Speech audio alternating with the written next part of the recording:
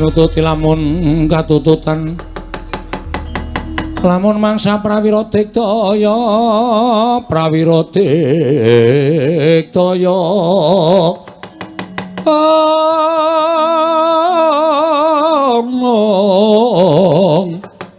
Onanggono magawi gelari rawang bang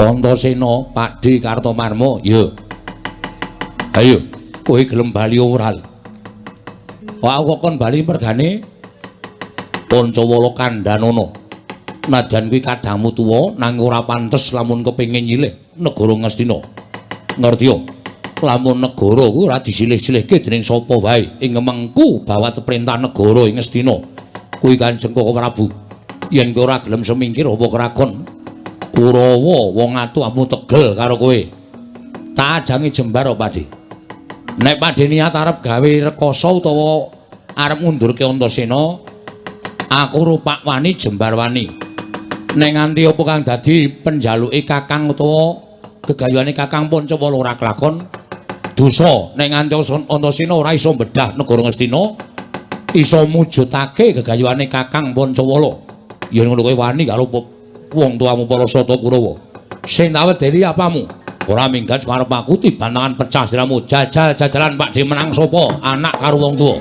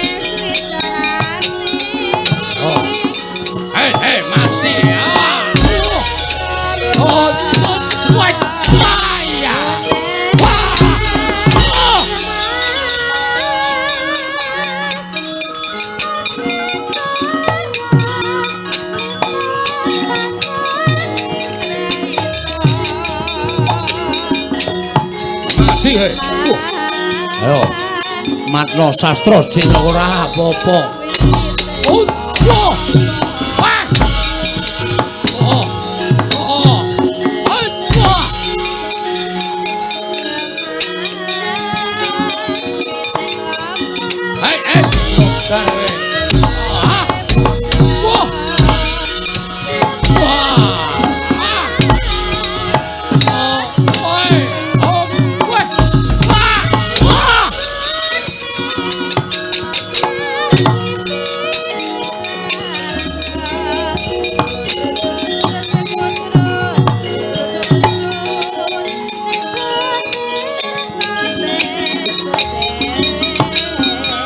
Cocok tumbak jebol dadamu waras.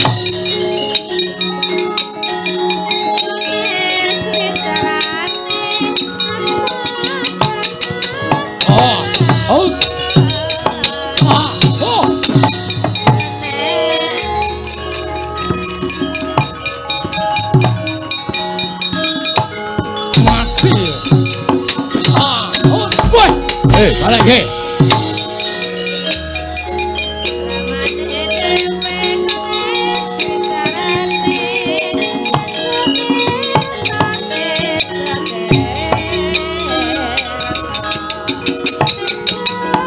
Mati.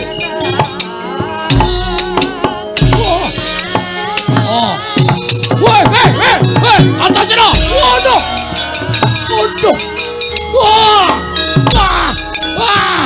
Wah.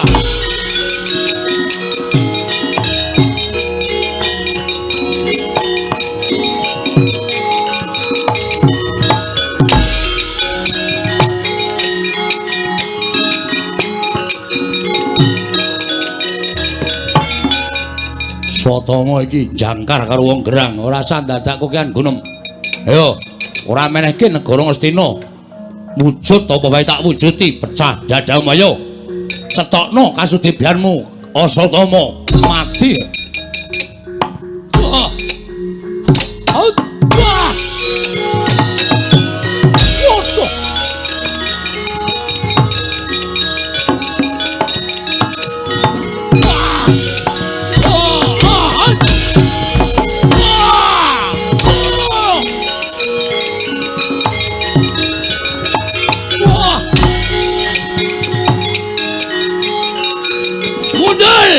Mudal!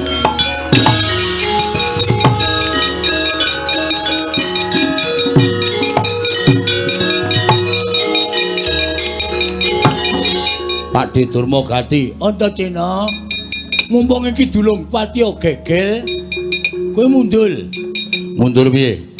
Mundul ora can njaluk negara Ngastina. Nek kowe pengen negara tak bedahke, tak bandane latune ning aja Ngastina ya nggih, cah bagus. Pokoke Pak kakangku, Kakang Pancawala nek ora negara Ngastina dheweke moh dadi ratu. Ora nek Kurawa kuwi negara Ngastina. Aja maju jen, Pakde. Kon ngrubut Antaséna. Anak Werkudara kalah karo Kurawa, meguru karo Kurawa 20 taun. Wah, kowe iki pancen ngeyel. Kowe ngerti oleh aku sapa? Pakde Durmagati. Nek liyane tok anggap enteng lah masalah, nek aku aja tok anggap enteng le. Ayo, matno sastra jendramu, pecah dadamu. Yo, tibakno. Hot! Wah! Bajigol apa-apa. Edan. Modal! Modal! Ayo, nggawa gaman. Oke, tunggu sini.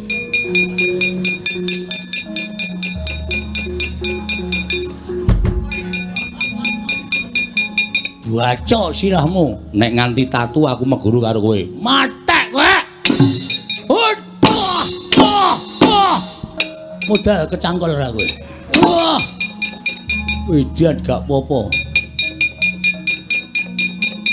Baca bendho sirahmu Dewana. Wah. Wedan. Glaji ndasmu.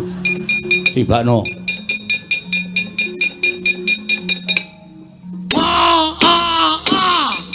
Asem lah apa-apa. Antaséna? Oh. Aku wong tuamu. Aku pakdemu.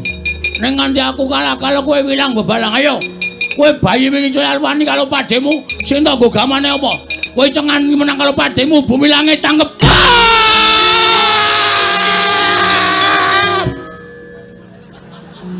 Bah. Wah.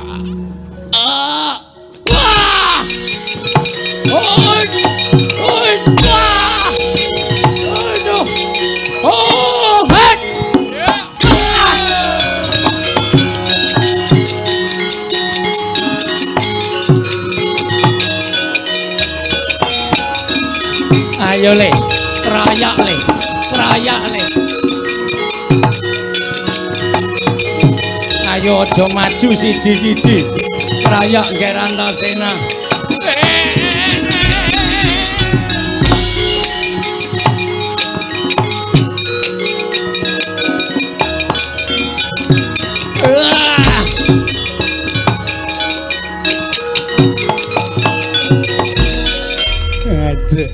Aku tobat ngger.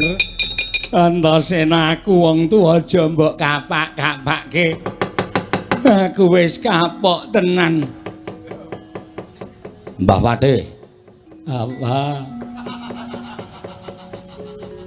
Ayo linggo sing apik. Engko ditanya. Ora. Wis tenang wae ora. Aku ora cengkiling. Tenan, tenan. Aku wedi tenan aku. Aku tak takon diwangsuli ya. Iya. Sing ngetapke Kurawa mau sapa? Aku. Sing ngakon anak Prabu Duryudana. Oh. Dawuhe piye? Kon mateni kowe. Aku nyatane ora mati ngene kok. Berarti lengane isih akeh. Lho ngopo padake sentir? Udu aku lho Antasena, aku tobat tenan. Aku aja tok kapak-kapak ki ya Antasena. Wis ngono wae nek takon wis tak wangsuli aku tak bali rono. Bali piye? Kowe dadi pesakitan, kecekel ning tangane Antasena ora entuk bali. Aku mbok tak bali. Aku tak bali ya. Ora entuk. Nang kene wae. Engko nek nganti aku konangan anak Prabu Duryudana darani rundingan karo kowe. Rundingan ya ora apa-apa. Men dipecat lemu dadi patih. Aduh. Aku tak mulih rono. Pengen mulih rono? Pengen. Pengen slamet? Pengen. Nek pengen kena bali rono ning ana syarate. Syarate apa? Syarate kowe nek tak undang Sengkuni ngono le wangsulan dalem Pak Guru ngene ya. Isin aku. Wegah Antasena, aku ki wong tuwa. Gelem ora? Ora gelem tak kepruk watu ndasmu. Ya wis, gelem. Ya, engko nang nggone kowe ora wangsulan ngono ki tak ajar kowe. Iya, iya. Sengkuni. Dalem Pak Guru. Kelas pira, Li? Kelas 6. Wis tuwa kok kelas 6 nunggak ping 8. Kok nunggak terus ngopo mergane? Isin aku. Isin kula Pak Guru. Ora sa isin kula nakal. Oh, nakal. Nggih Pak Guru. Ngopo kok ra munggah? Nginjen roke Bu Guru. Nginjen roke Bu Guru. Nggih Pak Guru rok dipepe kok Pak Guru. Oh, tak kira nek lagi mulang mboten wonten. Nek nginjen rok dipepe ki weruh apa? Weruh jepitan. Jepitan pemean Pak Guru. Mumpun nggih Pak Guru, mumpun nggih. Arep endi? Ajeng wangsul. Pelajarane pun telas. Kena nandhake murid sing pinter bali karo nyanyi. Mboten bisa Pak Guru, kepruk watu sirahe. Iso ora? Saged. Saged. Ya wis gawe nembang. Ya wis, saka kene tekan kono. Lagune napa, Pak?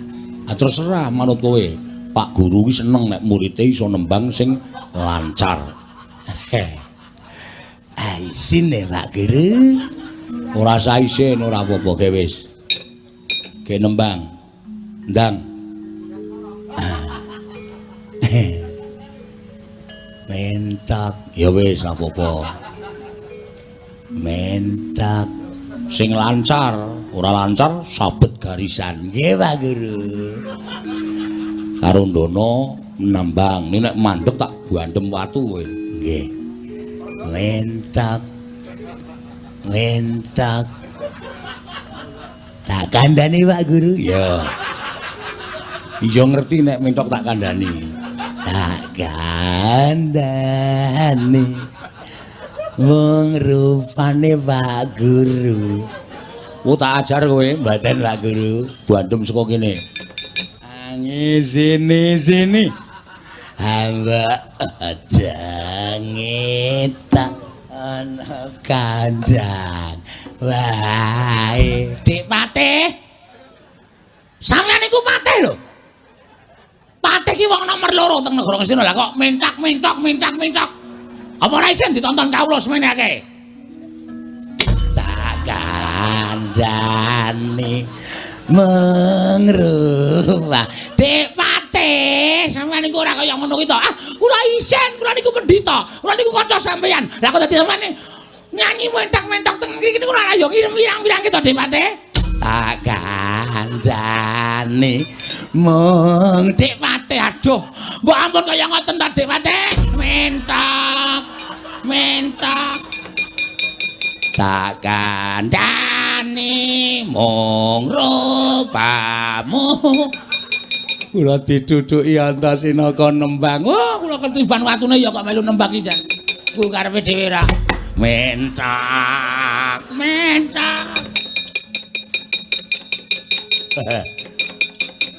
Ana wong tuwa-tuwa kok do ora ngerti isin.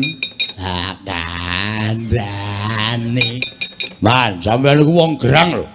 Nyanyi turun dalan sak penake dhewe. Mangrupamu aku ra iso meneng dur. Anggere meneng dibandem mangrupamu ange sini. Ah, tur sasana lho wonten dawuh. Kowe maju ya Cah Bagus. Maju Antasena Patenana. Mentak mong. Wis karo gek maju tur sasana. Musuhe Antasena pateni. Mentok. Wis pokoke wong telu mangon mentok kabeh. Oh, Andrawasi watune wis digdaya lho. Ing atase ming dibandem sing didhawuhi Paman Pati Sekuni kok kula sampean ya melu.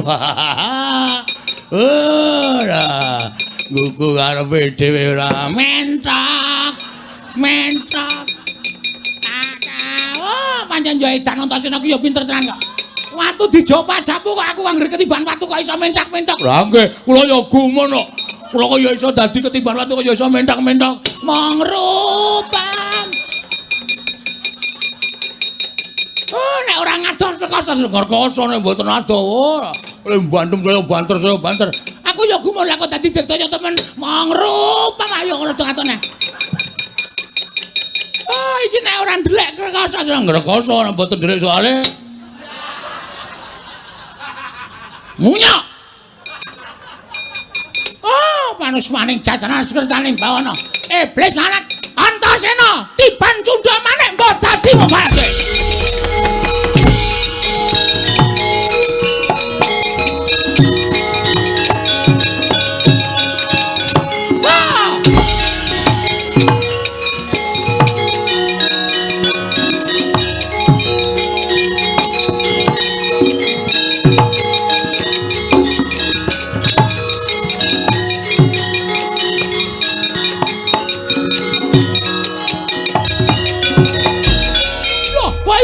Antasena ana dewa welas, Mbah.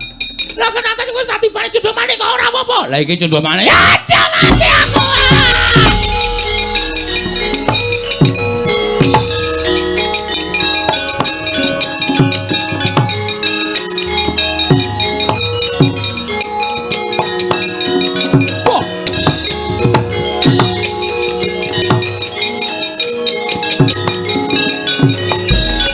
Wah, panus maning jajalan sekretaning bawana iblis lanat. Wah, menungso ora tatanan. Antasena malah gawe geger negara Ngastina. Lengger, kena tak kandhani apa ora? Ora kena tak kandhani. Awakmu mentolo karo kowe glandang nang Kolombo dadimu malah.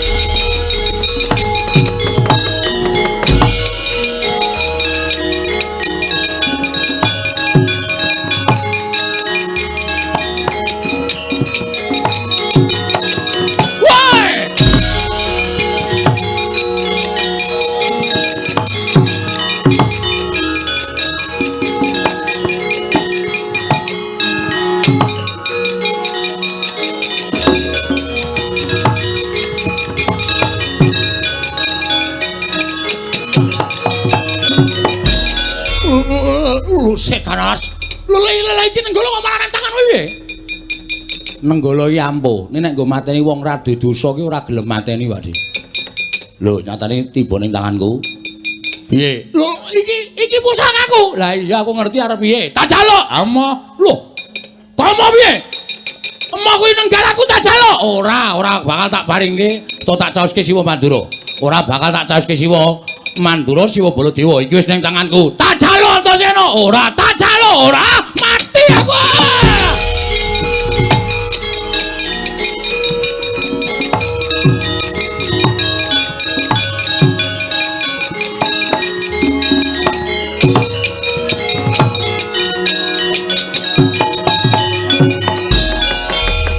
bubar maut. Siwa Ngastina golek papan pendelikan. Siwa Mandura mlayu, Durna mlayu. Lah iki nek nganti suwung Ngastina, mongko kakangku Pancawala kepengin dadi ratu ning negara Ngastina. Lungguh dampar tinggalane Kanjeng Hyang Prabu Pandhu, tinggalane Kanjeng Hyang Prabu Sentanu. Jarine sing dilenggahi Siwa Ngastina kuwi dampar tiron. Mongko nek aku ora nyekel salah siji kami tuwaning negara Ngastina, ora ngerti apa syarate, sengkune cegate kaya.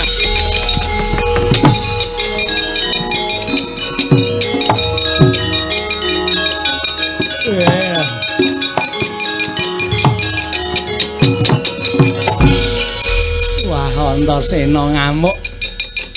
Anak Prabu Mandura mlayu, anak Prabu Ngastina mlayu. Kakang Penemban Durna ya mlayu.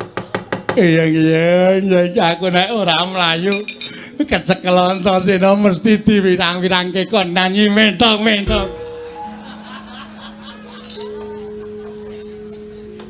Apa, Pak Guru? Arnendi ajeng wangsul. Arep bali kok malah dolan. Kuwi murid apa kuwi tak takon? Murid sae, Pak Guru. Murid apik dengkulmu mlonjot kuwi. Ayo, Mbah, iki ora guru karo murid, tenguk sing apik. Nyuwun pangapunten, Ndara. Ndara sapa? Ngaku putumu kok Ndara. Ora usah kuwatir. Aku tekan kene iki nyekel kowe ora takon ngopo-ngopo. Lah terus Simbah Patih sing ngerti kahanan sejatine negara Ngastina. Nggih. Siwa Ngastina kae lenggah dampar tiron to, leres. Lajeng sapa Mbah sing kira-kira iso ngerti aku apa Kakang Pancawala kuwi pantes lungguh dampar keprabon sing sejatine sapa? Ngastina menika nggadahi pusaka wujud gajah. Inggih menika Kyai Antisura. Kyai Antisura menika ingkang ngertos sinten ingkang benjangipun saged lenggah dampar kepraboning Ngastina. Menawi jengandika Anggir Antasena kepengin mbuktekaken monggo kula beta kula kanthi sowan wonten wantilanipun Kyai Antisura. Terus mangke panjenengan nyuwun priksa kalian Kyai Antisura ingkang ngraka Anggir Pancawala lan panjenengan menika pantes napa mboten lenggah dampar kepraboning Ngastina. Mangke menawi pantes tartemtu Kyai Antisura badhe nglenggahaken Anggir Pancawala menapa Anggir Antasena. Oh ngono, Mbak. Inggih. Yo, tak tutke kaya ngapa? Kanane Kyai Antisura monggo kula dherekaken.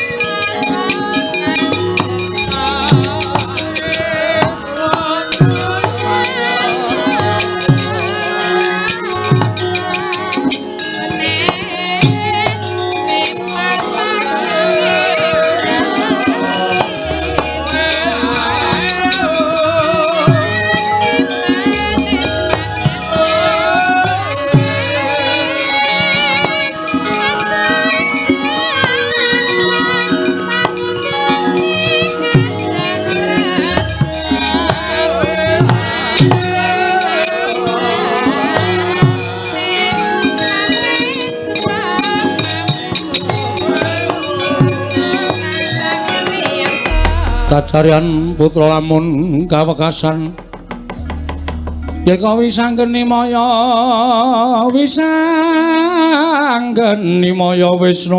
Pratenta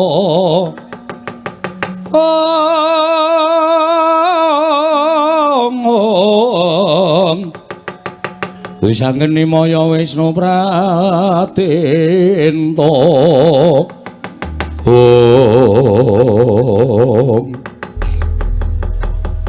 iki po Mbah nggih menika Kyai Antisura. Terus carane piye? Monggo salah setunggaling tansipun wayah kula Anggir Antasena menapa Anggir Pancawala. Kula aturi munjuk atur ngersanipun Kyai Antisura jer menika Gajah Pusaka. Kyai Antisura mugi parenga animbang tuwin analiti dhateng ingkang wayah.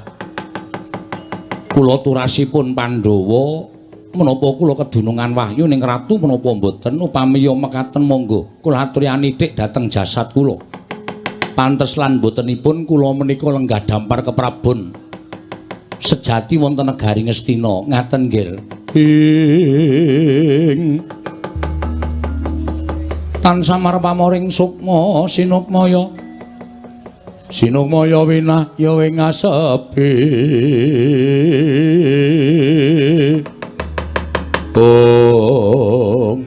Nuwun sewu Kyai Antisura.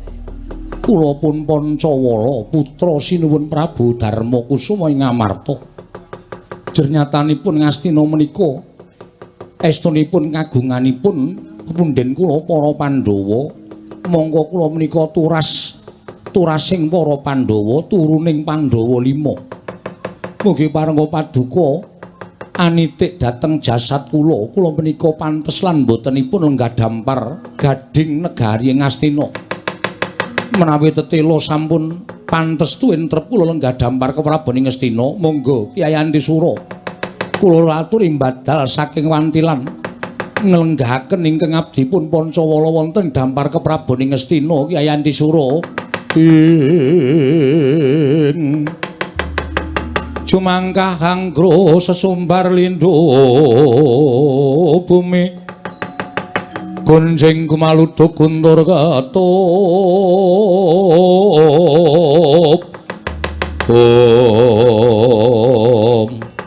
ingkang sekawit kendel trale wiwit dipun obahaken suku dipun obahaken mangajeng mamburi satemahku mrenceng konang rante saya dangu saya banter nggih ngobahaken trale suku den sendal rante pedhot marandene ora nglenggahaken Raden Pancawala karo Raden Antasena mlayu manjing alas Sang Antisura.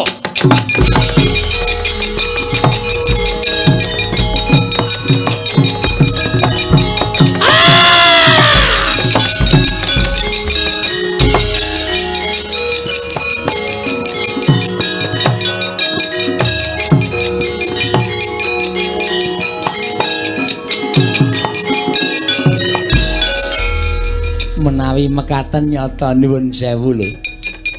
Panjenengan boten kedunungan wahyu ning ratu ketitik Kyai Antisura boten mailu aturipun Raden Pancawala. Malah mlajar mlebet telenging wana. Kang, aja sedih hatine, ditrimak-trimake. Nek Kakang ora kedunungan wahyu ratu, aku ora kedunungan wahyu ratu lan aku karo Kakang ora kuat lungguh dampar, ya wis dadi pestine sing gawe jagat. Iya Dimas Antasena sak banjure piye? Apa kudu bali marang kasatriyan? Rasah. Tetep nang Ngastina. Ngenteni baline Kyai Antisura mesti kae mboyong wong sing bakale pantes lan trep lungguh dampar ke Prabu Ngastina. Ngono Dimas ya. Lah kula pripun? Kowe tetep dadi murid. Oh inggih. Mentok wis le nyanyi wis. Oh inggih ngestaken dawuh. Pokoke nang Ngastina Simbah Sengkuni tetep nang Ngastina. Janji kowe lunga saka Ngastina tak goleki, tak ajar dhewe. Oh inggih, ngestaken dawuh nggih, ngestaken dawuh.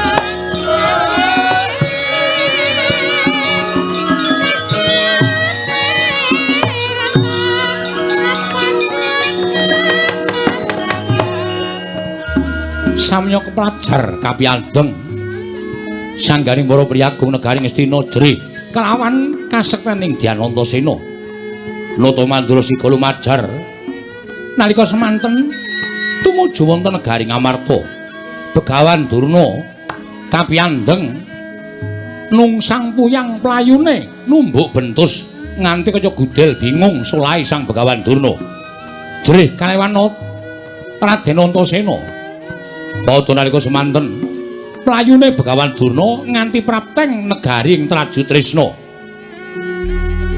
mila wonten ing penggalih sang Begawan Kumbayana sigra minggah madaning Datulaya nalika semanten sang nata ing Traju Trisna Prabu Setija Boma Narakasura nedheng lenggah madaning Datulaya kagiat jroning driya dipimulat rawuhipun ingkang Eyang Pandhita ing Sukalima Begawan Durna gupuh-gupuh ngacane rawuhing sang Kumbayana wau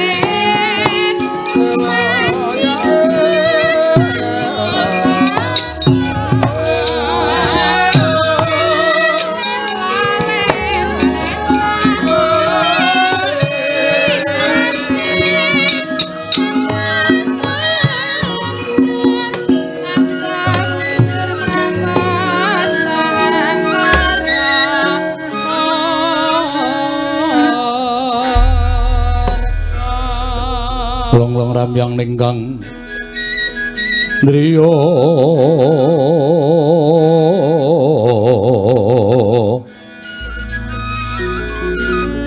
Lurewang Candra katawengan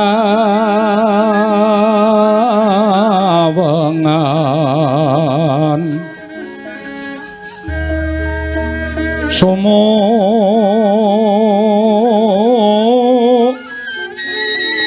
ing tias katuritan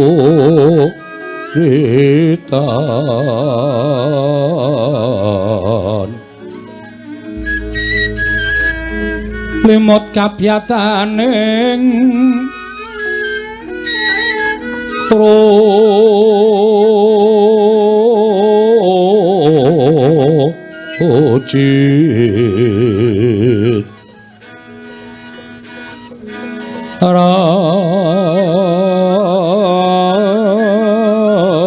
Ramengdri Yama nawung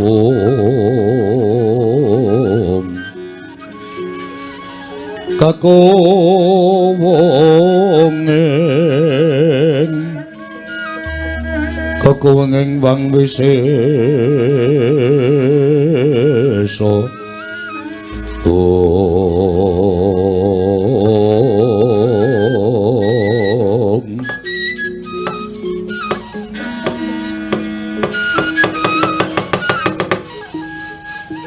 Nun sewu yang ndadosaken kagiat raos sing manahipun ingkang wayah jengandika Kanjeng Hyang janur gunung kadingaren rawuh wonten ing negaring Traju Trisna ingkang wayahipun Stijo Buma Narakasura ngaturaken sembah pangabekti kula kunjuk Hyang gandak mleguduk suaru kembel semerante hawela nggih ger wayah Mas sinuwun Prabu Stijo Buma Narakasura kula tampi akarya bapa raos manahipun ingkang bapa ing Sokalima.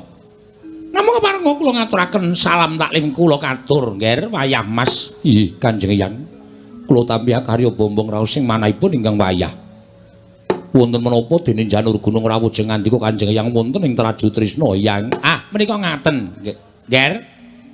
Wayah kula Prabu Stijo Bama Narakasura estunipun anggen kula kedarang-darang prapta wonten negaring Traju Trisna menika mboten kanthi kasengaja jalaran mugi andados ing kawuningan bilih negaring Astina dinten sakmangke geger sabab saking menapa mugi andados ing kawuningan mboten sabab saking menapa awit saking tingkah polaipun inggih menika kadang jengandika wayah kula pun Antasena lan wayah kula pun Pancawala anggenipun Pancawala menika kepengin nyuwun ngampil negaring Astina mboten kitang namung sekedhap anggenipun kepengin ngraosaken dados Nalindra. Kula nuwun sewu lho, Nger. Estunipun aneh ing atasipun negari kok dipun suwun ngampil menika rak mboten nama saemperipun lan mboten nama saklimrahipun. Menawi badhe nyuwun ngampil menika mujudaken satunggiling barang menika tartemtu badhe dipun nampilaken. Nanging menika negari lho, Nger. Menika negari. Inggih. Satemah dadosaken geger antawisipun Kurawa lan Antasena. Krana kadidayanipun ingkang rayipun Antasena menika pancen kondhang bocah ndugal kewarisan, Kurawa bubar mawut. Nadan ingkang bapa eyang ing Sokalima majeng ing pabaratan ngasta Kyai Cundamane wadene Cundamane saged karebat dening pun Antasena. Anak Prabu Baladewa ugi semanten ingkang wayang Mandura ngagar Kyai Nenggala ugi karebat dening pun Antasena wekasan sakmangke sami kepelajar. Lajeng wigatosipun menapa dene Kanjeng Hyang ngantos dumugi wonten negaring Traju Trisna. Jer menika sanes perkawis kula. Menika perkawisipun Ngastina kaliyan kadang kula pun Dimas Antasena. Kula namung badhe caosi kabar. Nalika mlajar kala wau anak Prabu Duryudana weling kaliyan ingkang eyang ing Sokalima. Kanjeng wong Astina utawi Kanjeng Paman Duryudana paring dawuh menapa Hyang? Ingkang paman inggih menika ing Astina paring dawuh Bapak Durna kula aturi pados pintasrayan. Sinten kemawon Nalindra, satriya, brahmana ingkang saged ngrebat malih negaring Astina sakitanipun Antasena lan Pancawala mboten ujar, mboten kaul. Tentu kula badhe maringaken negaring Astina menika sak sigar semangka dhateng Nalindra menapa satria ingkang saged ngrebat negari menika saking tanganipun Antasena. Ngaten, Nger, ngendikanipun ingkang Paman Duryudana.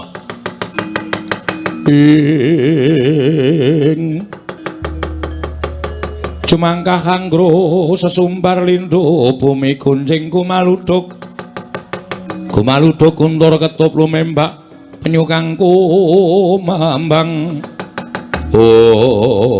jagat pasan ing Bathara. Panjenenganipun Hyang Durna menika mboten namung kandhek wonten ing pangandikan nanging kababar dados pakarti. Kula menika pendhita lho, Nger. Kula menika mboten badhe wantun matur dura. Menawi ngantos kula wantun matur dura, tegesipun kula ngregeti dhateng jubah kula piyambak. Ngregeti dhateng kabrahmanan kula piyambak.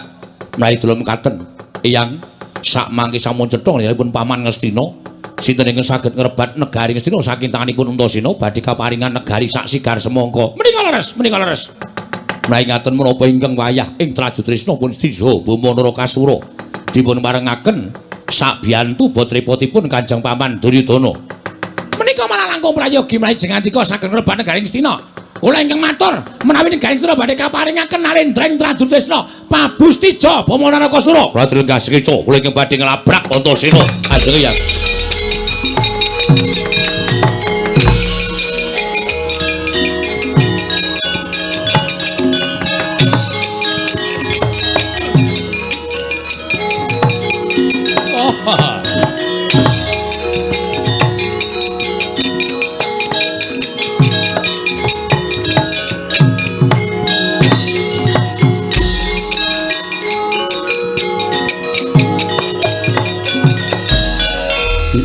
Dalah ora nyono babar pisan.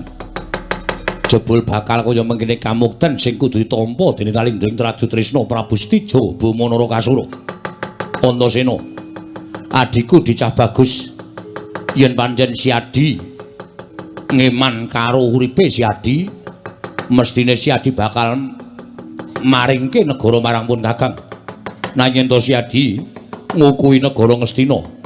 Apa kira-kira si Adi keduga lan kuat nimbangi kekuwataning Nalendra Tradutresna. Antasena, aku sing teka aja kaget, adikku cah bagus Antasena.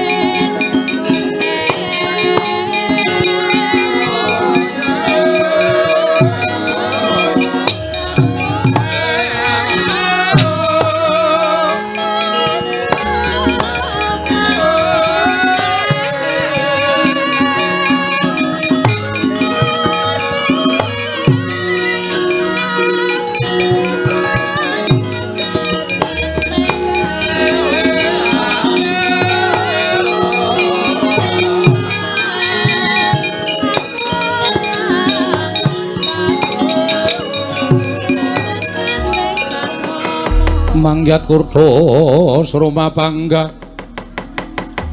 wagut gati nyomawukyat ira wang-wang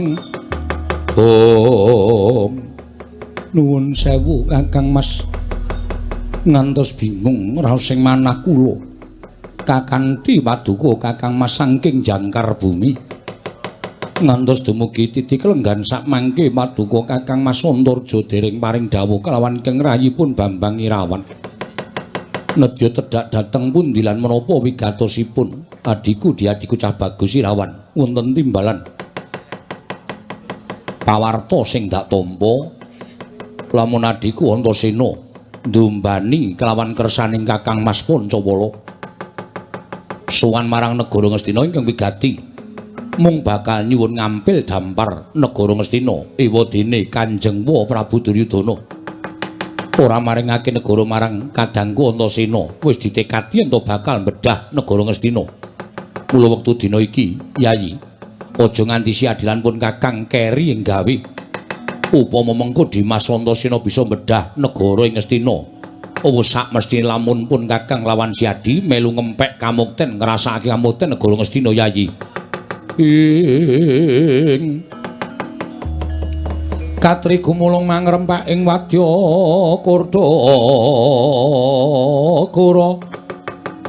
Kurdakura reka girira nanggana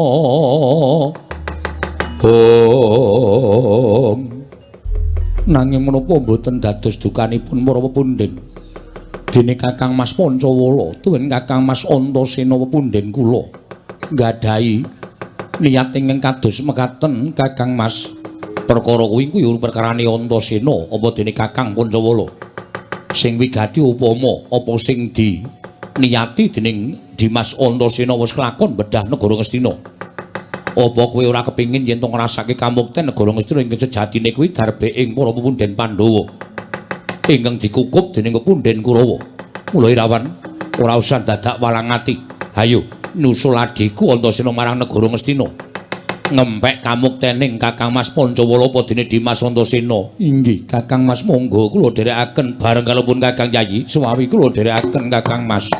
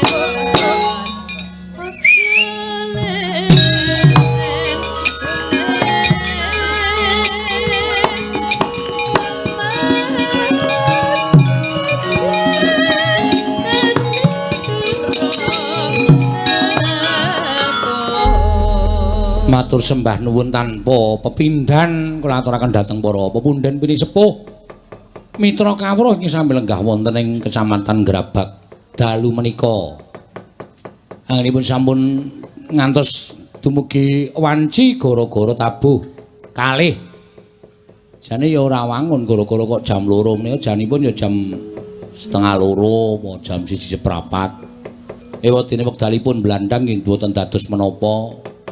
Ing wigatos kula sampun kelampahan sowan mundi dawuh timbalanipun panjenenganipun Bapak Camat Bapak Ahmad Jainuddin ingkang sampun kemareng nimbahi dhateng kula sak rombongan. Matur suwun nggih.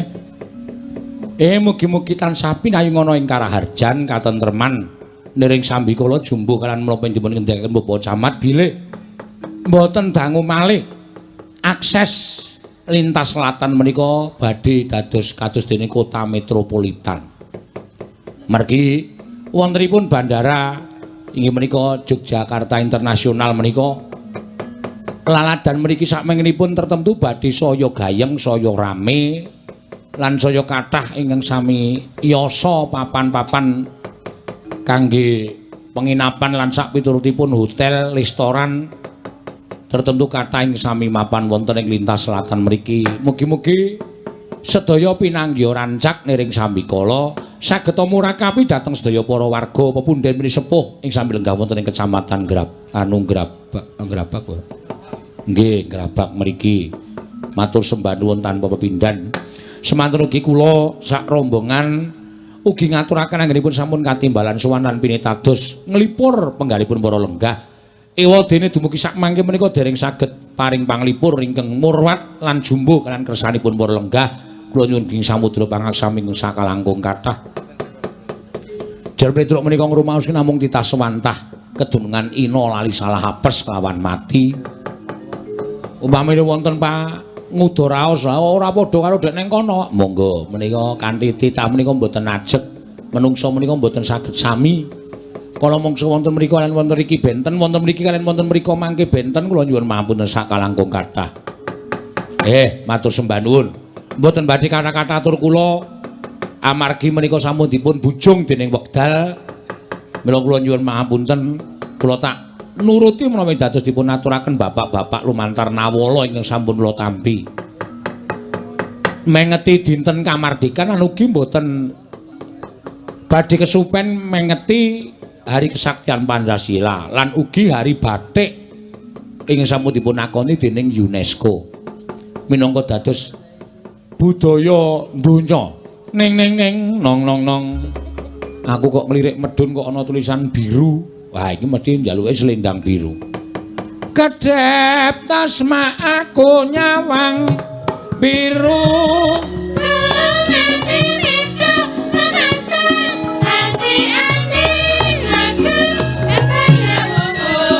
Nyangking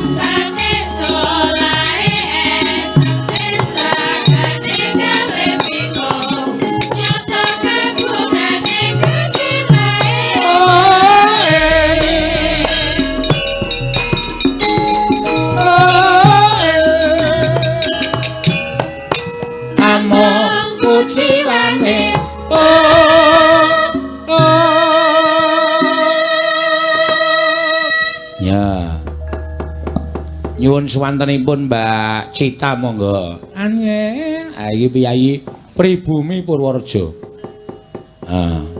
Daerahmu ngendi, Pak? Kemanukan, Pak. Oh, ngendi? Kemanukan. Gede apa cilik? Manukan. Kemanukan. Daerah pundi niku? Lor ya? Bagelen. Bagelen. Oh, berarti ya ngulon meneh nek saka Bagelen. Nggih. Neno. Ya, mangga.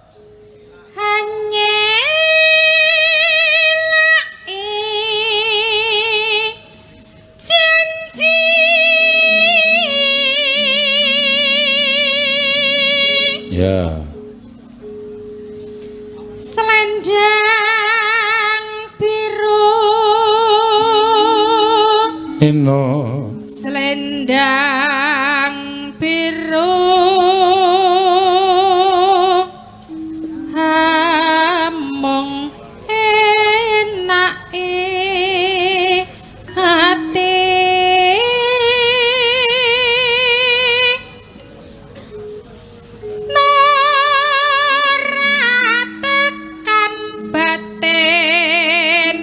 Setiamu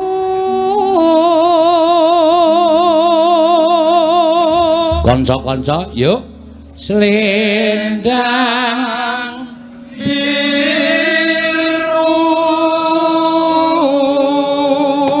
Oh piyayi Bagelen iki suarane ya apik-apik, bentuke ya apik-apik.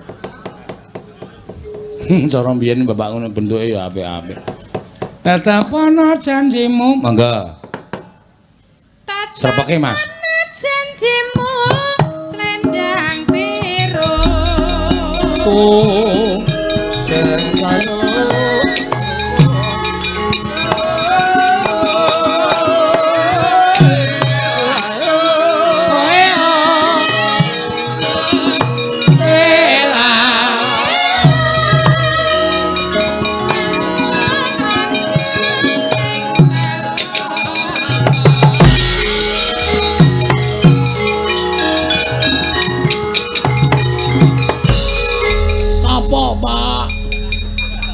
Kula kapa? Ngopo, Gong? Ki tulungi Tru, aku arep diproses. Lho. Salahmu apa? Aku ki meng nyopot tampar ning katut sak sapine. Aku jenenge kuwi nyolong sapi ora. Ngaku apa tidak? Ngaku, Pak, sapine pun kula balekke. Wah, arep dibreke, Gong. Arep dihubungke karo kanca-kancane. Kijang dua. Waduh, Tru, aku harus dipakai ke kijang. Pakai kijang ora. Sampun, mangke Bagong kula kandharane, Pak. Kok ora wangsulan kok memak ngono. Robot apa wong e? Robot. Kowe iki saka ngendi, Gong? Adus. Adus, heeh. Ngerti-ngerti mentas ki dijagani polisi aku. Wo.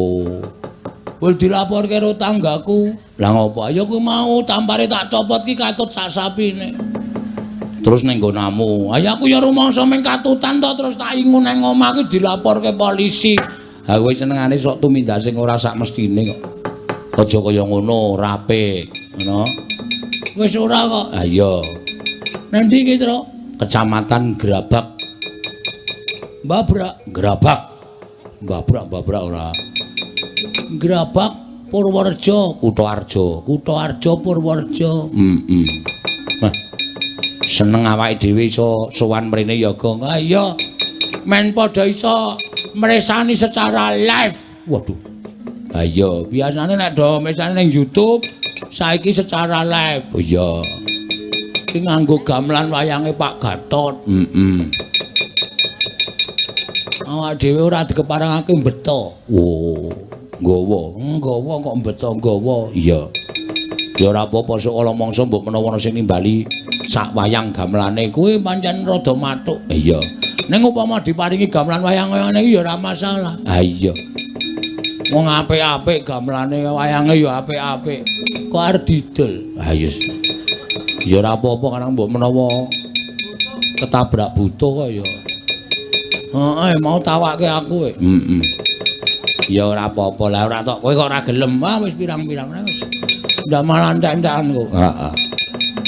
Yo, tetembangan sing kepenak. Ayo. Ngaturke apa? Sing wis-wis do tak dheweke kok truk santai wae. Ya. Sing urung-urung diaturake. Iki ya wis ya. Tak pilihane kok ndak gelo penggalihe. Iki ya wis. Oh. Iki ya wis. Oh. Iki ya wis. Iki ya wis ya sebaya. Lho. Konjur seba ora. Wis rampung tembange kok. Ana sing nyuwun loro kuwi ayo diaturake. Kuwi ana Pak Keli Ardani. Pak Keli Ardani mau njaluk Elisa. Heeh. Gembira luka ki ning sing nyuwun. Wah, ndak malah do ucul kewane. Ha iki liyane sapa? Oh iya, ki ning sing nyuwun meneh Sinom Parijata gugur gunung. Gareng kuwi kon nembang Sintom Parisana. Sinom Parijata kok Sintom Parisana ora. Ya sapa sing arep kepareng nyekar? Milih Gong. Sindene pira iki? 9. Kokean. Heeh. Semene nggo sinden ki 3 wae. Wo. Ngene iki padha karo kokean mung do antuk-antuke kok do dijak. Iya ya, 3 merantasi. Ha iya. Kon joget ya gelem, kon usung-usung panggung ya gelem. Sinden kok kon usung-usung panggung cara ngendi ora? Aku tak nembang Sinom Parijata sik kok gek tok teruske neng sing nyuwun kutut panggung barang. Oh iya. Ya Gong, ya. Mbok ganti sing apik sandangane. Kancane do rapi-rapi kok kowe mung katokan kolor. Ditaleni tampar ngono kuwi rak ya saru to. Sumuke kae kudu kewajibane nganggo klambi sing apik. Oke, ganti. Arang Bagong le nyolong iki ming. Kok apik. Nah, ngono ki rak penak to disawang kembar. Kita nek nyambut gawe. Tontonen lho, piyaga semene penabuh-penabuh kembar kabeh kok. Ora ana iket sing kleru, ora ana. Aku jan mangkel anggere ana iket sing kleru ngono kae wis saya seragam sing kleru wis. Iya, kaya aja ora nggatekake. Sesuk tak nehi peraturan kok terus arepan. Iya. Aku wis kebacut terlalu lunak. Iya. Sinden-sinden ki ya ngono, wis kon mangkat jam 5 ya maghrib brung do teka. Mangkelake marai nyambut gawe ra iso konsentrasi. Iya. Tepat waktu belajar profesional. Heeh. Ya kadang kala sing ngribet iki anake. Anake do anteng-anteng kok bojone kuwi sing ngribeti. Ha iya. Wong bojone tinggal ngomahe. Ora mau ngayal ganti. Lho. Bojo kok ganti iki cara ngendi ora. Asli iso anggere muni isih do telat tenan. Wah, do tak aku sing menentukan sinden. Oh iya. Sing tertib-tertib sing tak jak. Nek tok jap sing tertib ming siji. Prastiwita. Tertib wae gelem apa sindeni Prastiwita? Gelem wae. Wis rasah werna-werna golek liya-liya. Penabuh ya ngono ora kena salah ikete. Ya diteno anggere salah tak tugel gulune. Ben rasa do nganggo ndas. Iya aja kok ngari nabuh kok rekoso toh nyawa. Nek ora dadi ngono iki aja aleman. Terus engko prinsipe aja ora apa-apa juragane ra nesu santai wae. Iya. Sindan ya ngono kang arep menyang cegat sing lanang sik budela-dela. Engko juragane ra bakal nesu telat sithik ra apa-apa ayo terus nyelake ayo wis. Muriris eko balik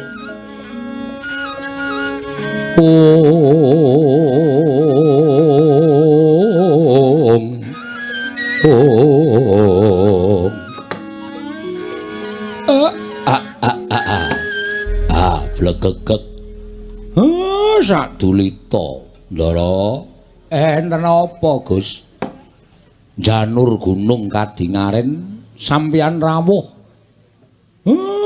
dat sabene mung ndara Abimanyu lah kok niki nganti ingkang raka ing Pringgondani Semar sayektining nggonku prapta ning Karang Kadempel nderekake marang jengkaring Kakang Mas Gatotkaca nggone paring dawuh laman Abimanyu yen to dina samengko Kakang Mas Pancawala kelawan Kakang Mas Antasena nedya ambedhah negara Ngastina krana Kakang Mas Pancawala darbe pepinginan ora ketang amung sauruping damar saumuring jagung kepingin nyoba lenggah dampar keprabone Ngastina Kang Raka ya pancen mengkono Siwa ning ya ora mokal dasare Kang Raka menika putra Pambayun putranipun Ndara Pandhawa ingkang Pembayun mula pun boten nama mokal nek duwe penjangka sing kaya ngoten niku mung jane mung neter ketrimaning urip apa ya pancen nyata putraning Ndara Darmakusuma niku kedunungan Wahyu Ratu menapa mboten ya mung nek saged-saged aja nganti gawe geger tegesipun ampun bebudhek banyu bening kawontenan negara ing Ngastina disuwun kanthi ingkang sak sae-sae kula kinten nek tembunge niku kebaing tata krama tembunge alus sinuwun Ngastina le nampa ya bakale alus pun ning nek dadak nganggo diwenehi perceka dadak bedah negara niku kula sing ora mathuk kula sing ora cocok merga niku bakal ngobak-obak banyu bening katentreman negara ing Ngastina saya-saya piyai sepuh niku nek disuwarani sing rada ora kepenak mawon adat saben sok mubal kanepsane lho Den mareka Den prayatna samuriris eka balik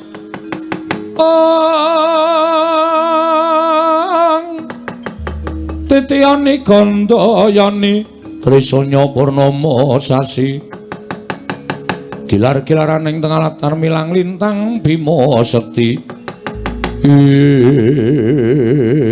kocap kacarita nalika semanten Jana Abimanyu lenggah wonten sak jawining rangkah padukan ing Karang Kadempel wonten tepining wana kadhiraken Ngraka Nalendra ing Pringgondani Prabu Anom Gatotkaca miwah sanggya Pat Punakawan dadak sakoleng mangke kapis tinggal kapireng kumrosak Wreksa ageng samya rubuh kabarubuh rompal kaprabal pelajaring Kyai Antisura nyandak mawi trali Sang Abimanyu ditumpangake wonten ing gigir mlajar kapiyandeng kaget Nalendra ing Pringgondani wau langlanging driya mangu mangungkong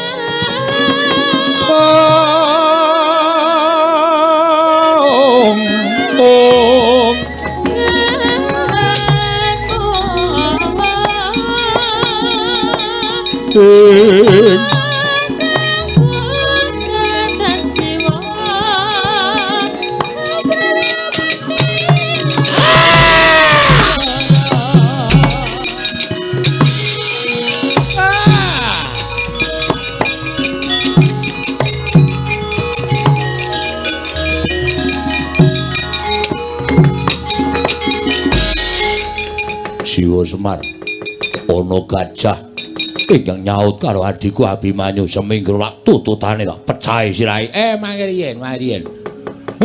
Nek ora ngerti mang takon. Sak kelibatan kula ora pangling gajah kok nganggo sandangan tanpa beda kaya piyai luhur. Nika gajah ora baen-baen. Nitik ulese ingkang ngembang duren.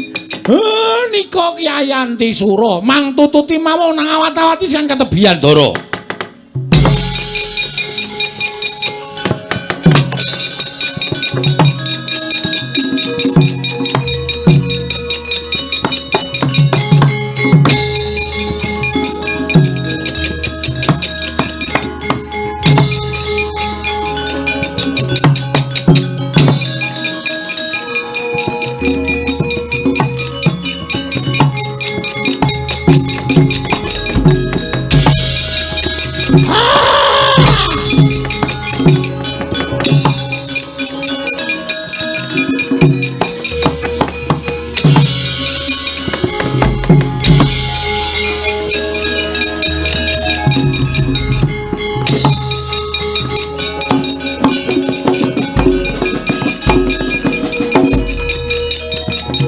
Ayo Ren Gles. Ayo Ren.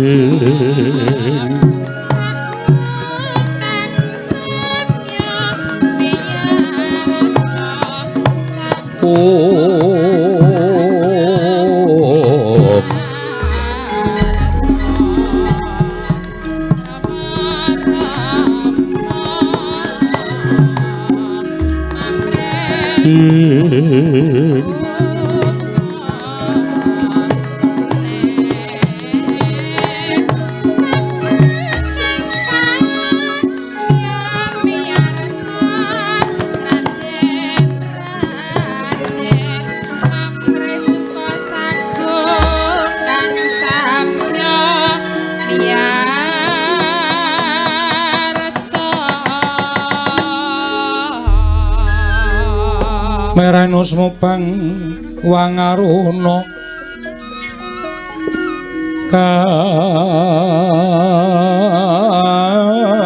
katinetraning uga rapuh sabdaning kokila ring kanikara sagetar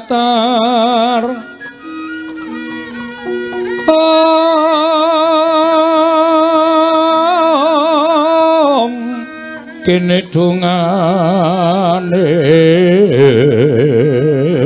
engkung lir wuwu sing pine panca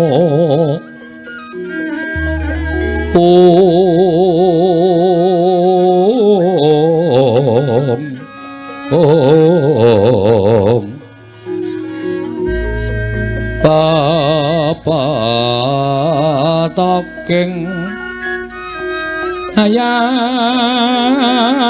ono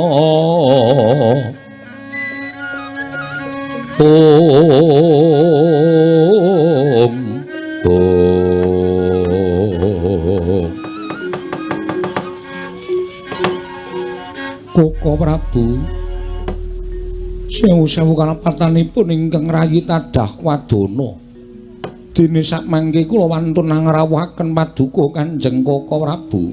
Yayi wonten menapa dene ketikalipun wonten perkawis ing nedya paduka ngendikaken dhateng ingkang Raka Indrawati ngengingi babagan lelampahan ingkang sampun kepengker udakawis 3 dinten ingkang sampun kelampah wancinipun Anggara kasih ingkang rayi mbabar pasumpenan wondene wanci pasumpenan menika kala wau dawah wonten ing wanci puspa tajem utawi kadara dasih mboten kanthi kanyana-nyana Koko Prabu negari Ngastina kablabaking banjir ageng satemangin ndangaken dampar kencana negari Ngastina kendhang kapracondhang kontal kaprapal guragapan anggen kula wungu saking nendra pungun-pungun satemah gumana musik wonten manahipun ingkang rayi badhe wonten lampahan ingkang menapa ing tumanduk dhateng Praja Ngastina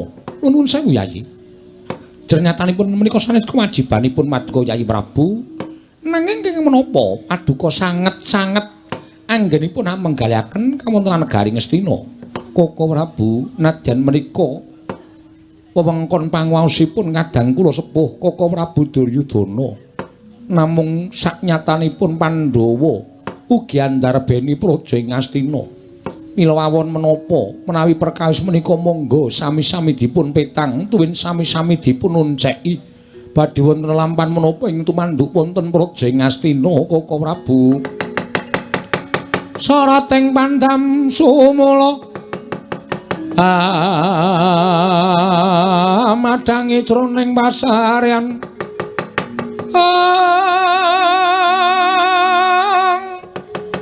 ngenangi wadana katon remu-remu kalingan ngrengeng sang diamanah hengkung sumungkem guling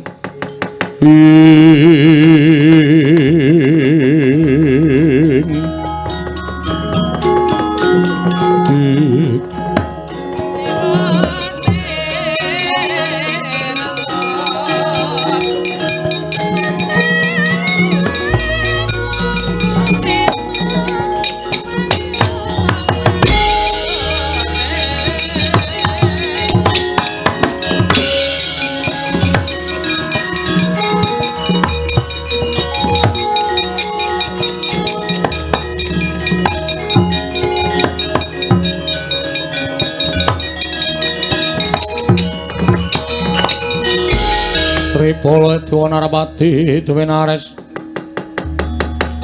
Wara Kresna kalangkung tresnanira ing Koko Prabu sawetawis rawuh wonten ing Praja Ngamarta Karaharjan tedhak paduka Yayi pinantu ing suka Basuki Kakang Prabu kula ngaturaken bekti kula kunjuk. Ya, Kresna tak tampa. Baladewa. Aku ngaturake basaku katura. Werkudara tak tampa. Kakang Prabu kula ngaturaken bekti kula kunjuk. Ya, Janaka tak tampa. Wonten menapa Kakang Prabu dene paduka pareng tedhak wonten ing praja Ngamarta sumengka pengawak Badra keparengan ndhawuhaken dhateng ngrayipun Punta. Yai. Wale-wale menapa suwanipun ing Karaka ing Mandura menika nyuwun senjata pitulung tumbak kenceng. Liripun kados pundi paduka paring dawuh mekaten mugi dados ing kawunikan. Bilih samangke negaring Astina sampun bedah. Yai Prabu Duryudana kepelajar ing Karaka ing Mandura kepelajar. Bapa Pramandana ugi kepelajar. Sinten ingkang wantun damel risak negaring Astina mboten wonten kesanes kejawi namung atmajanipun para Pandhawa inggih menika putrapun Pancawala kaliyan Antasena Yai.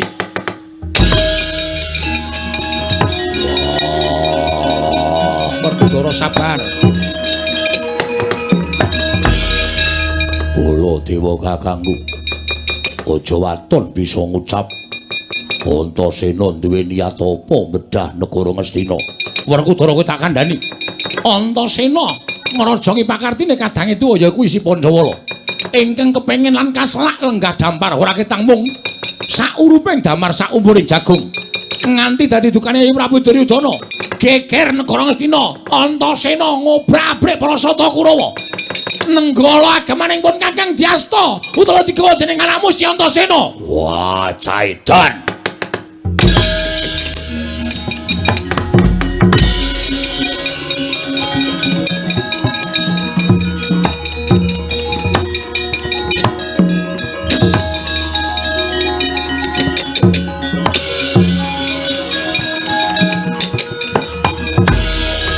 Kakang Prabu rumaos lingsem dene mekaten pakartinipun Pancawala. Lare wingi sonten ingkang wantun ngorek-orek dhateng pasuryanipun tiyang sepuh.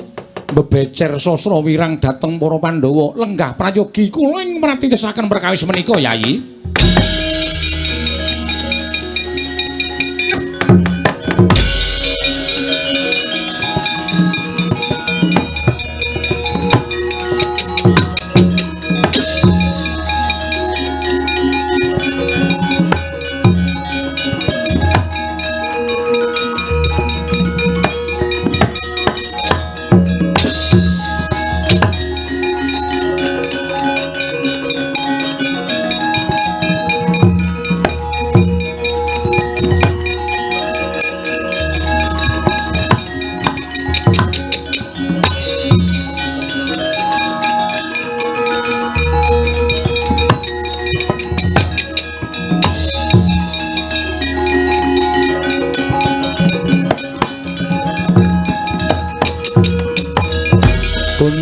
Ganjing langit kelap-lapaton lerken sanging risang mawe gandrung. Yai Antasena piye Kang?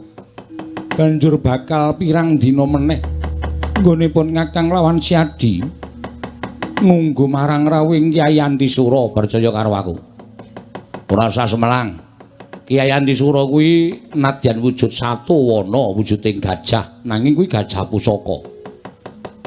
Kuwi wujuding gajah sing pancen beda karo gajah-gajah liyane. Ya ming Kyai Antisura sing ngerti sapa besok ingkang pantes bakal lintir ke Praboning Ngastina lan sapa ingkang pantes lenggah dampar.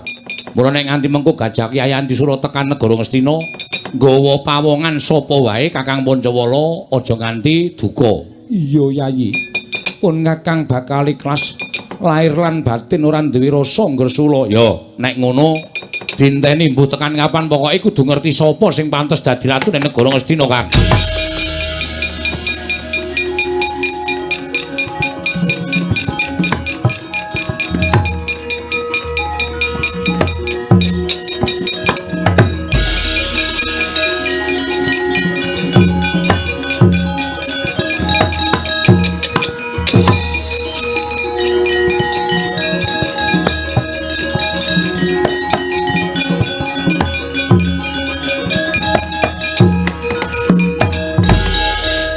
Dimas Irawan, Dimas Antarja. Nggih Kakang Mas kula ingkang sowan. Ih, Kakang Mas kula ingkang sowan. Ngopo ya, Kang? Ya mergo pun Kakang wis krungu Yai. Pun Kakang mireng yen to si Adilan Kakang Mas Pancawala bakal kepengin ngrasakake dadi ratu ning negara Ngastina. Tumulipun Kakang nusul ana ing kene sayekti ora ketamung sithik ngempek kamukten negara Ngastina. Sik, aja ngawur. Panjeni ate Kakang Pancawala kepengin lenggah dampar. Ning mau ngendikane Simbah Patih sing ngerti lan sing pono babakan negara Ngastina ki mung Gajah Kyai Antisura. Lah terus piye Dimas? Gajah Kyai Antisura Kakang Pancawala matur ngersaning Gajah Kyai Antisura, sapa sing pantes antaraning Kakang Pancawala apa aku sing lenggah dampar ora ana sing dipilih. Malah Kyai Antisura bedal saka wantilan mlebu ngalas seprene urung bali. Lah terus kok Dimas ora tumuli mukti ana negara Ngastina. Aku wong nrimo kok Kang nek pancen ora dikeparengake lan aku ki ora kewahyon kanugrahan babakan kamukten wis trima dadi satya ngene iki ya ora apa-apa. Tur Kakang Pancawala ya wis trima dadi satya ngene iki ya ora apa-apa. Iya Dian Mas Anturja. Pun Kakang sayekti mung nyoba marang katrimaning urip jebul tinemune dudu Pancawala ingkang pantes lenggah dampar nadyan pun Kakang Ki putra ingkang tinemu pembayun lancur Pandhawa ingkang tuwa dhewe nanging jebul ora kasinungan kanugrahan mula pun Kakang trima mopo Yayi pun Kakang ora apa-apa. Gunjang ganjing langit kelap-lapaton lir kincanging risang mawe gandrung ing gumarupa ana angin gedhe lambahing Kyai Antisura ingkang anggendhong Raden Abimanyu minggah wonten ing Datulaya. Raden Abimanyu kalenggaken wonten ing dampar kencana kagyat kadra kasangsayaning para putra.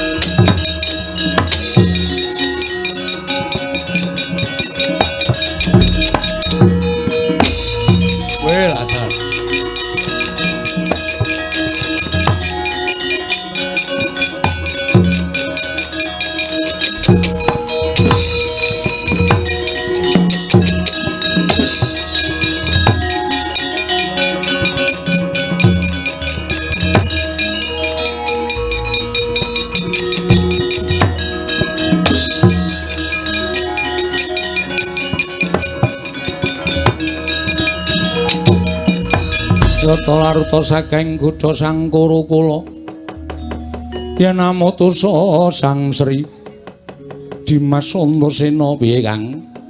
Aku wis weling karo sampeyan to, wis matur, aja runtik atine, aja gelo rasane. Arep dikaya ngapa iki isih getulit gading awake dhewe, iki isih sedulure awake dhewe. Saiki cetha yen to pancen sing kedunungan wahyu ning ratu kuwi ya kuwi si Abimanyu. Mula Kakang Pancawala Irawan, Kakang Anturja, Kakang Garukaca dadi seksi. Ya pancen Abimanyu iki witus entuk wahyu ratu ing kuat besok bakal lenggah dampar ke Prabu Ngastina. Saora-orane turune si Abimanyu, Kang.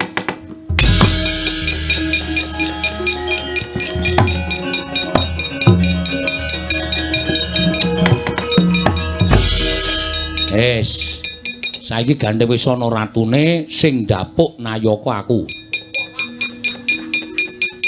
Dimas sing ndapuk Nayaka. Heeh. Kakang Pancawala dadi patih. Ya wis aku kari manut patih jero. Patih njaba. Wah, mulane ra tau kena kasus. Ning njaba terus kok. Kok tak loloi tangan cangkemmu lho kok kowe. Kano Irawan dadi tumenggung nggih ngestaken dawuh Kakang Mas Senopatine loro. Kula nggo abrak apa? Senopati kok kaya genter kaya ngono. Nggih pun sinten? Senopatine Kakang Garukaca karo Kakang Antarja. Nek ana apa-apa sing tumanggung jawab Kakang Garukaca Kakang Antarja. Ya Dimas aku manut. Ya Dimas aku manut. Kula Petruk tukang asah-asah. Wah. Mbaya tumenggung apa lurah apa ngono lho. Abdi dalem kok mengasah-asah. Ya kowe tak dapuk dadi tumenggung. Oh nggih. Kula napa ndara? Saora-orane mesti aku paling ora ya banyak dalang samunggaling ya, Tru. Ora ana pase banyak dalang ki ming anu ming apa jenenge? Kula napa ndara? Kowe RT. Oke, ora masalah. Tak gawe angel nek do gawe KTP. Gawe KTP ra nggo cap RT tidak laku. Ya ora ngono kok. Ora ana piye? Kabeh do dadi senopati patih. Petruk dadi tumenggung kok aku RT iki adil ora? Lho. Hah?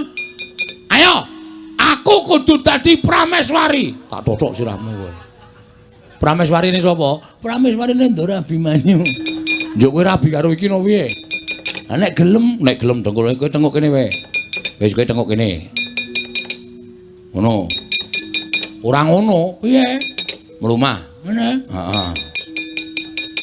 Dadi apa aku? Dadi paidon. Maksudnya? Ayo nek ratu idu nang cangkemmu kuwi. Mesti was mempeng ora. Aku dadi emban wae ya. Wah iya. Ya sing sok mbarengi ratu nek metu Semar nesu Semar kada. Ora soal man. Wis ngono wae. Kowe pokoke engko dadi apa-apa sakarmu kowe seksi sibuk, Gong. Oke. Ayo, Mas Senopati ora malang kerik ning ngarepe ratu. Yo, Bagong, ngono sopan dikit kenapa sih? Wis yo Kang, pokoke aku patin jero, aku patin jaba, Kakang Pancawala patin jero. Terus Sirawan tumenggung senopatine Senopati Antarja, Senopati Garukaca. Ya Dimas aku mingkari manut. Pokoke sapa sing arep ngagru-agru lenggahing adiku Abimanyu ning negara Ngastina, Senopati kudu tata-tata samapta ing gati sawiging diri. Ya Dimas, wis to dawuh.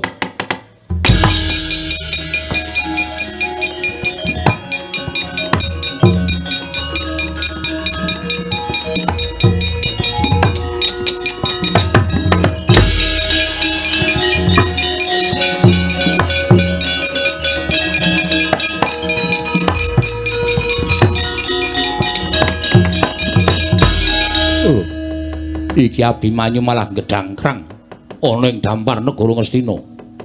Kakang Mas Setija Bumanara Kasura ingkang rawuh wonten negari Ngastina. Abimanyu wonten dawuh negara kundurna marang Kanjeng Paman Duryudana. Mesakno Kanjeng Paman lan sakurawane padha nungsang buyang, padha mlayu wedi kalawan pengamuke Dimas Antasena. Yen Abimanyu ora menehake negara Ngastina marang Kanjeng Paman Duryudana, aku engko wis disraya dening Kanjeng Paman lumantar bapa Panembandana kudu ngrebut negara Ngastina. Yen aku iso ngrebut negara Ngastina saka tanganing para putra Pandhawa, aku bakal diparingi negara sak sigar semangka. Kang, iya Dimas. Ana parang muka saka ngendi? Lah iki kok saka ngendi piye to? Kakang Trakasura ini kok nggugu arepe dhewe mungsuhe aku, aja kuwatir.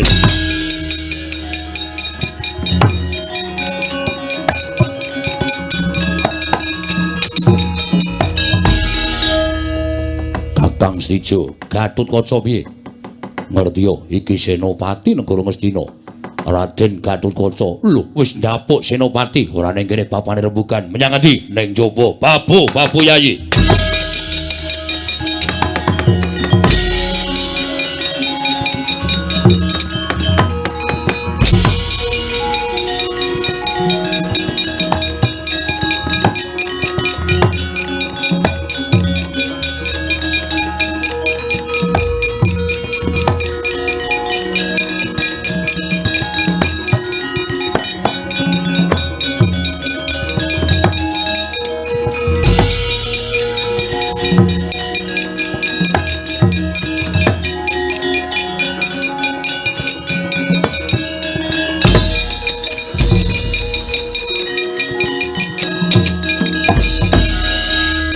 Dar kowe. Arek ra lunga. Kena ana bos datang kok malah bedengus nang kono. Awas kowe. Ora ana wong apa-apa, das-des. Ono ngarep dinggoni kok. Malah ora pindah, sampluk raimu. Iya, oke. Oke, ora masalah. Suatu saat pembalasan pasti datang. Sapa-sapa oleh Tuhan Yang Maha Esa. Iki nek wis sia-sia karo wong ngenten iki, rumasane ra dosa apa? Pembalasan teng hari akhir iki sampean malaikate Werkudara kowe iso ngeplaki Petruk. Nyogodo sirahmu. Tieng. Iki nek ngenengi aku tak keplak ndasmu lho kowe. Dolanan guthik kok ngeneng ning ngarepe Nata Ndarawati. Nomeng mraktekke ki sliwar-sliwar nang mripat. Minggat. Nesu. Lah iso jak guyon kresnane. Petruk ya ora. Genane ngarepe bendara kok dolanan guthik. Anggemu iki sapa padamu kok? Sinuwun Ndarawati, Prabu Sri Bathara Kresna. Heeh. Cenanangan ora. Syukur dikeplak. Heeh. Tak bales engko. Lho. Wani wae, wani nglimpe to. Wajake tuwa Bagong karo Kresna. Abimanyu wonten dawuh. Antasena. Piye, Pakde? Pancawala wonten dawuh. Aku ora maido kaya ngapa to kaderenging rasamu nggonmu kepengin saben putra Pandhawa kuwi mesti padha kepengin lan kepi ku Majen kepengin lenggah dampar negara Ngastina. Merga wis padha ngerti saka piyai sepuh yen Ngastina kuwi darbeking para Pandhawa ning ora kaya ngene iki carane. Aja kaya ngene iki. Siji, kowe mbedah negara Ngastina kuwi dadi kapitunaning para Sata Kurawa lan Kyai Prabu Duryudana padha keplayu. Saora-orane jejereng sastra wirang. Angka loro, nek nganti kowe ngrebut negara iki kowe dosa. Dosaku ning endi? Kowe miradati kodrating jagat. Kodrating jagat sing endi, Pakde? Lho, Ngastina ki sesuk baline kudu nganggo perang gedhe Bratayuda Jaya binangun. Mongko tanpa perang gedhe kuwi para Kurawa ing watak Angkara Budi Candala bakal ndrebala ngebaki jagat. Mongko Pandhawa wis dinutus dening para Jawata minangka utusaning adil mbrasta Angkara murka. Yen ngono kowe seneng, yen Angkara kuwi ngebaki jagat, jagat iki kobar, panas merga Angkara ora iso disirep dening para Pandhawa. Ora. Lah iya mula nek tumindak apa-apa ki taran karo wong tuwa rasa kepenake dhewe kaya ngono. Abimanyu, wonten dawuh. Mudhun, inggih. Ngestaken dawuh nyuwun pangapunten. Kula wau kula mboten kanthi kasengaja dipun saut kalian Gajah Antisura dipun lenggaken dampar. Lah Antasena kowe iki rebut negara areng apa? Nuruti Kakang sapa? Kakang Bagong. Brek. Gong ora. Wis meneng to kuwi linggo wis miring. Nggone cupet ha ya rasa-rasane kok ngono ora. Kakang Pancawala. Pancawala wonten dawuh. Ya bener kowe iki tiba pembayun. Nanging saiki wis kurumangsani to. Yen to ingkang kuat bakal lungguh ke Prabu Negara Ngastina kuwi ora kok ming kudu putra sing metu pembayun. Nanging sapa ingkang pancen wis pinesti marang keparenging dat kamurwing dat bakal nyambung turasing para Pandhawa. Nggih, kula sampun mangertos. Wis lega, sampun. Ayo kondur. Inggih ngestaken dawuh. Ndasena. Apa, Pak? Bali. Yo. Terus? Ndara Antasena wedi karo bapakne. Oh, bapakne kok ya. Kowe kira bapak wedi ora? Ora. Oh. Setan kok kowe iki. Nyataku anak setan kok. Lho. Kowe ngayal banget Kong. Getak Ndara Werkudara. Ndasena. Apa, Pak? Bali. Ya, Pak. Oh, ra sembodo sore mau gleleng ya, Tru. Heeh, sapa-sapa dijotosi kene digetak bapakne wedi. Ning Antasena iki gleleng tenan lho, Tru. Wah, molak-malik ora. Sapa sing ngomong gak keplaki sirahe ngene? Ora kok, Den. Damai. Damai-damai dengkulmu mlocot kuwi ora. Ya pangestoke dawuh. Kakang Wantaja kon bali. Ya. Wah, Abimanyu wonten dawuh. Kakangmu Gatotkaca nendi? Ingkala wau wonten mriki nanging sareng wonten rawuhipun Kakang Stijo Bumanara Kasura kekalipun sami abenajeng wonten ing alun-alun. Lho, Stijo tekan kene? Inggih, Wa. Napa? Badhe nyuwun negari Ngastina. Pamadane apa Stijo anakku njaluk negara Ngastina? Dipun dawuhi kaliyan Eyang Durna ngendikanipun badhe dipun paringi negari Ngastina ingkang sepalih. Cah goblok tenan kok.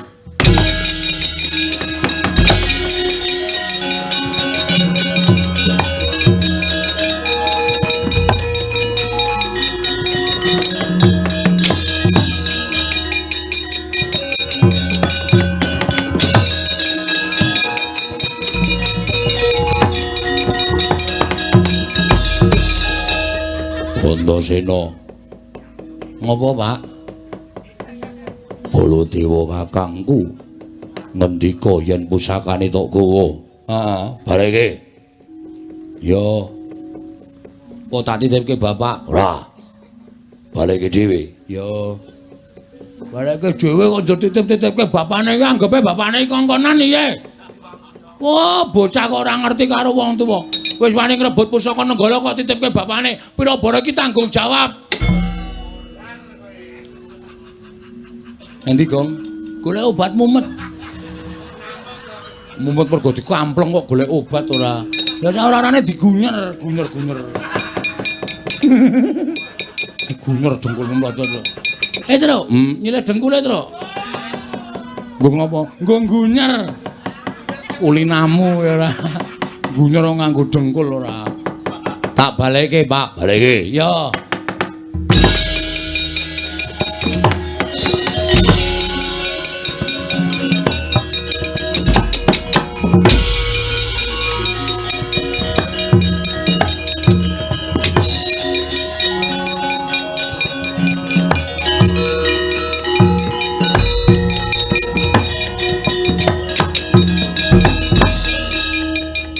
Senopati Ngastina Raden Gatotkaca rasa dadaku kan gunung tanpa guna. Ngastina bali darbeing Paman Duryudana aku entuk separone negara Ngastina. Ayo jajalan Gatotkaca pecah diadamu. Wah.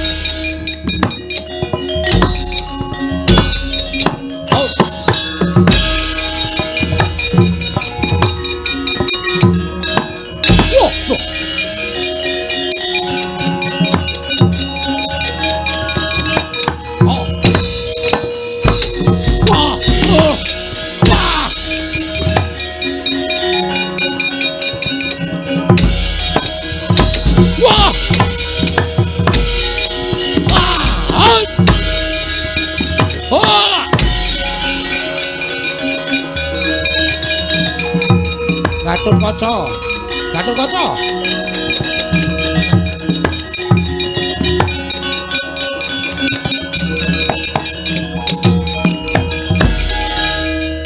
Stijo wonten timbalan. Cubluk ing naler cingkranging samu barang ku ya kowe.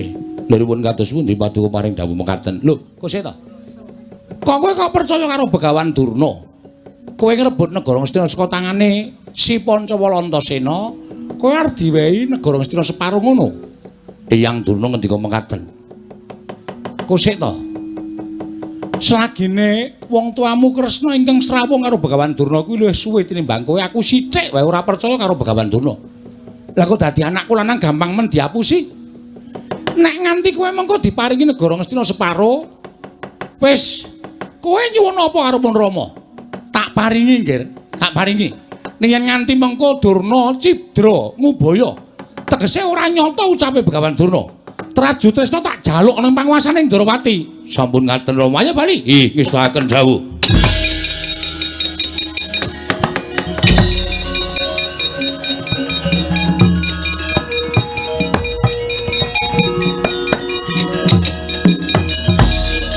Luar ngapa? Balekke pusaka. Truk, Nun. Goleki Durna. Teng pundi? Wis kowe goleki ora ketemu tak ajar kowe. Waduh cilaka iki. Suwe iki. Iso tekan setengah 6 ki kok. Aku ora ngerti Durna endi, Gong. Nun. Golekke Siwa Mandura. Sudi lho. Tak ajar kowe. Sing akon ngantil aku mau sapa? Hah? Bareng bal ngantem kok terus kowe kongkonane anggepe aku ki apamu? Ora sudi aku. Lho, wani karo Antasena. Ora, ning aja ngono kowe. Iki kaya ya wong ora wani mbok ya menyang. Wela. Sing tuwa melu ngethak. Lah kowe iki ngayal kok. Ngayal apa? Aku lho bar dikampleng e. Antasena ya aja ngono wong Bagong ki wong tuwa kok tok kampleng. Ya wis ngene wae. Maleso ning kowe goleki Siwa Mandura. Wis gawe males, yo males yo. Emoh. Maleso ora apa-apa aku ora pasang walat. Nan? Yo. Asli lho iki? Tenan. Piye? Wis sakarepmu. Piye Mas? Sakarepmu. Wis gawe maleso. Pisan bae tuk ngono terus goleki kok ora anu Siwa Mandura. Ah, ngapusi ya. Engko bales kowe ketara kedap-kedip. Mripate sapa wae kedap-kedip. Nggih wis.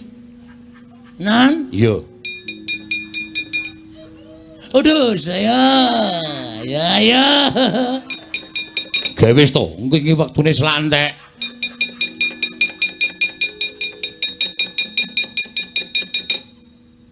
Loh, iki piye to iki? Arep mrene rawani. Lah kok malah aku wani iki piye? Ya sorry ngono guyon. Guyon aku ki ratu kok dijak guyon. Rumasane aku ki Nalendra nggih dicuthuk dadane sampeyan dhewe. Apa itu mbok digobali? Wus. Kok Siwa Mandura? Yo, ge wis yo. Ge. Wis kono dirampungi? Yo. Dirampungi Dimas yo.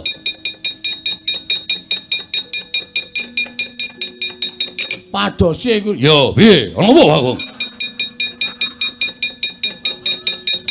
Sampeyan dipadosi Ndara Antasena. Wih, lah jagat paisane ku Bathara. Ning opo Antasena? Wah, setan iki. Kok kowe nyok? Ha wong tangane digeret sampeyan ae dhewe kok aku ya mung nyirokke suarane Ndara Baladewa kok. Aku ya ngurung ketemu Durna e. Ya.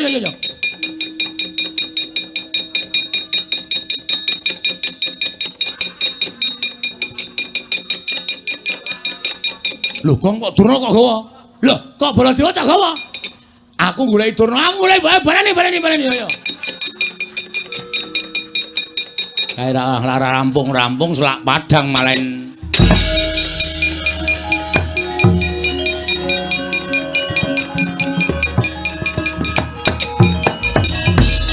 Mbah, apa nggih? Aku arep balekke pusaka. Oh iya tak trima. Nyo. Oh iya. Pun gak ditampa. Gek ditampa iki. Etra. Ora edan kok iki. Lah wong sampean iku dibalekke pusakane iki gek ditampa. Etra ora edan. Ah, aku iki pusaka tenanan. Ya. Lho pusakane dhewe kok wedi ora. Oh, tak trima ya Antasena, tak trima. Yo, nek ketemu karo Siwa Ngastina negara wis ora tak nggo. Nek arep dilenggahi meneh entuk. Oh iya Antasena ya.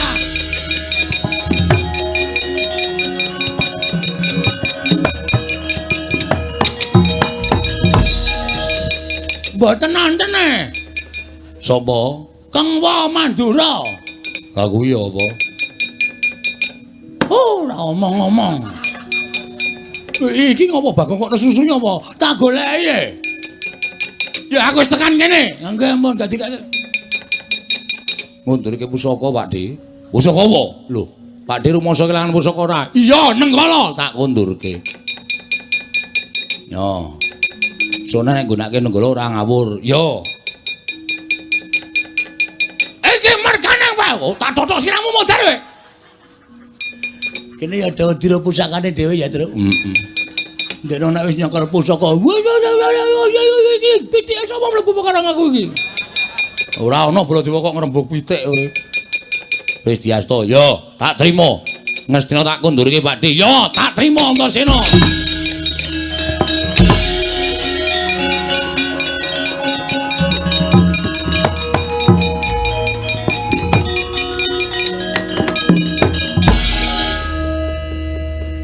Sinuwun Ngastina sajake ora trima, Gong.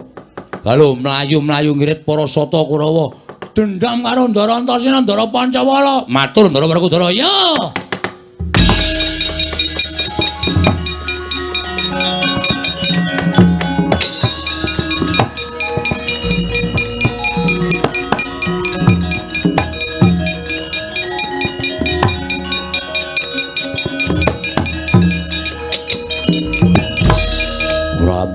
Ora mulang karo anake. Ora ngajari karo anake. Wong gerang model piye kowe?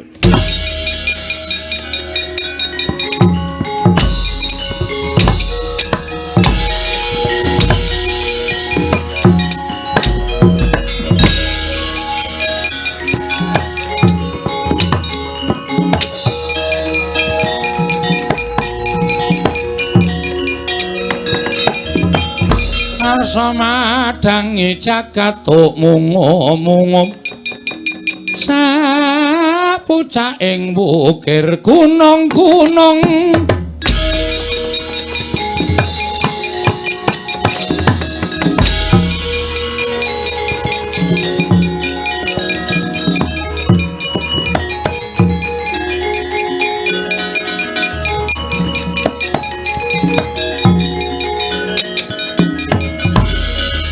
pun paripurna ya Purwamadya Wusana pun wilujeng samudayanipun mugi-mugi wilujeng lancar lan tansah nampi yuwananing Hyang Mahanasa sak lami-laminya ya Semar nek wonten lepate kula sak kanca nyuwun pangapunten jeneng menungsa ya kedunungan luput kedunungan salah kedunungan lali ya Semar Surasudra jan ingkang ratsuh brastut kaping 10 Darmastuti rahang sami makarya rahayung samya pinanggi Ndara